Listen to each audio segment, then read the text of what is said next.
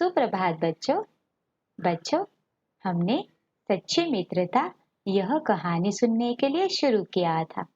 कहानी में हमने देखा था चुन्नू और मुन्नी नामक दो भाई बहन थे। एक दिन वह अपने घर के आंगन में खेल रहे थे और तभी उनको एक कुत्ते के भौंकने की आवाज आती है।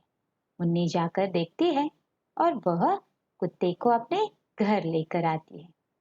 कुत्ते के पैर को चोट लगी थी और मुन्नी ने जख्म पर दवाई लगाई, उसे पानी पिलाया और कुत्ते का नाम मोती रख दिया। यह बात चुन्नू को अच्छी नहीं लगी और उसने सोचा, मैं मोती को इतना परेशान करूंगा कि वह घर छोड़कर चला जाएगा। बच्चों, आपने सोचा होगा चुन्नू ने मोती को परेशान करने के लिए क्या क्या किया। बच्चों, सच्ची मित्रता यह कहानी कल आधी हुई थी। आज मैं इसे आपको सुनाऊंगी। चुन्नू बड़ा नटखट था। उसे मोती पसंद नहीं था। वह मोती को परेशान करने के लिए उसका खाना फेंक देता था। एक दिन तो चुन्नू ने मोती के पूंछ को पटाखा लगाया था। मुन्नी ने चुन्नू को बहुत डांट लगाई और वह मोती को ले गई। जब जब चुन्नू मोती को परेशान करने की सोचता, मुन्नी आकर मोती को बचा लेती थी, क्योंकि मोती उसका दोस्त बन गया था। उसे मोती से बहुत लगाव हो गया था। एक दिन मोती घर के बाहर आराम से सो रहा था। चुन्नू ने देखा और सोचा, अब मैं मोती को ऐसी जगह छोड़कर आऊंगा कि यह वापस आ ना पाए। शाम को हमेशा की तरह मुन्नी मोती को ढूंढने लगी, पर मोती उसे कहीं नजर नहीं आया। उसने मोती को बहुत आवाज लगाई। उसने देखा चुन्नू बाहर खेल रहा है। उसने चुन्नू को पूछा, चुन्नू, क्या तुमने मोती को देखा है? चुन्नू ने कहा, नहीं, मैं तो खेल रहा था। शायद उसे अपने घर की याद आई होगी और वह चला गया होगा। मुन्नी का रो रो कर बुरा हाल हो गया। पर चुन्नू मन में खुश था, क्योंकि मोती घर में अब नहीं था।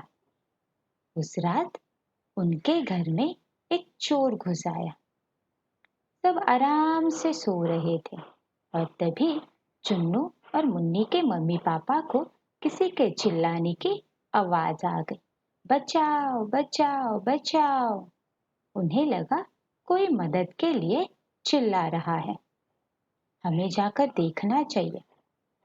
और चुन्नू और मुन्नी बाजू वाले कमरे में सो रहे थे।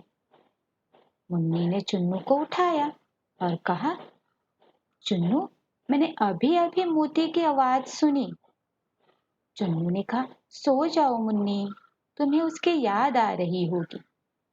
पर मुन्नी ने उसकी बात नहीं मानी और फिर चुन्नू ने कहा, चलो चलकर देखते हैं। सब लोग बाहर आ गए। उन्होंने देखा एक आदमी कुत्ते से पीछा छुड़ा रहा था। मुन्नी खुश हो गई, क्योंकि वह कुत्ता मोती था। पर उसने सोचा, अरे, पर मोती ने तो किसी का नुकसान नहीं किया, फिर मोती इस आदमी को क्यों परेशान कर रहा है? छोड़ो इसे मोती। और तभी चुन्नू की नजर उसकी साइकिल पर गई, जो जमीन पर पड़ी हुई थी। चुन्नू को समझ में आया कि वह आदमी एक चोर था। उसने कहा, मैं बताता हूँ, यह एक चोर है जो मेरी साइकिल चुराने आया था। क्यों, सही कह रहा हूं ना मैं? चोर ने कहा, मुझे माफ कर दो, आज के बाद मैं कभी भी चोरी नहीं करूंगा। मुन्नी ने कहा, इसके पहले कि मैं मोती को तुम पर फिर से हमला करने बोलूं, यहाँ से भाग जाओ। फिर चोर वहां से भाग गया। चुन्नू ने कहा, मुझे माफ कर दो मुन्नी। मुन्नी हैरान रह गई। उसने सोचा, चुन्नू क्यों माफी मांग रहा है? चुन्नू से पूछा उसने, तुम क्यों माफी मांग रहे हो? चुन्नू ने कहा, क्योंकि मुझे मोती का घर में आना पसंद नहीं था, इसीलिए मैं मोती को जंगल छोड़ आया था। लेकिन ये वापस कैसे आया? मुन्नी ने कहा, यही खास बात होती है जानवरों की। अगर ये किसी को अपना दोस्त बनाते हैं तो वह उनका साथ कभी नहीं छोड़ते।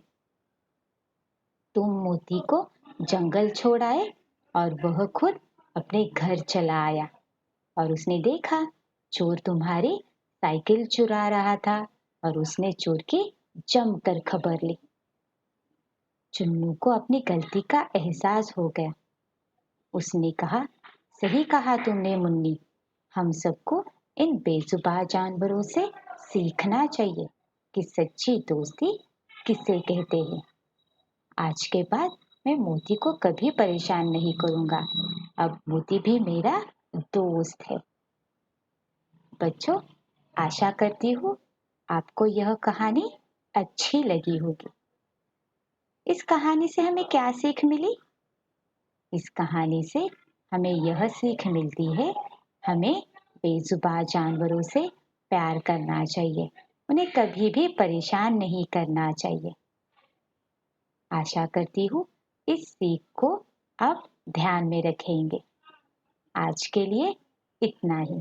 अब मिलेंगे अगली कक्षा में। धन्यवाद।